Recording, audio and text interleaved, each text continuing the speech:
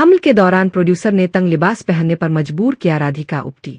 मरूफ भारतीय अदाकारा राधिका आप्टे ने इंकिशाफ किया है कि दौरान हमल प्रोड्यूसर ने उन्हें तंग लिबास पहनने पर मजबूर किया था।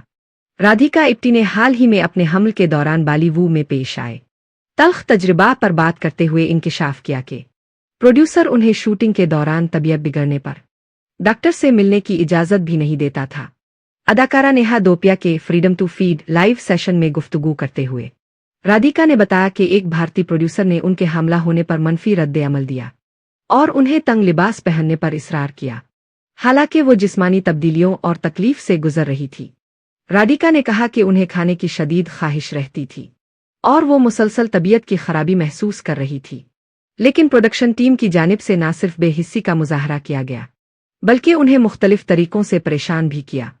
दीकारा ने बताया कि इसके बरक्स एक हॉलीवुड प्रोजेक्ट पर काम करते हुए उन्हें मुकम्मल ताउन और हमदर्दी मिली, जबकि उनका बेहद ख्याल भी रखा गया। राधिका के मुताबिक बैन अल-अक़वामी हदायतकार ने उनके जज्बात का एहतराम किया और उन्हें हौसला भी दिया। याद रहे कि राधिका ने दिसंबर 2024 में अपनी बेटी को जन्म दिया, जिसके बाद वो हाल ही में वो फिल्म सिस्टर मिडनाइट में नजर आए, जो 30 मई 2025 को रिलीज हुई थी।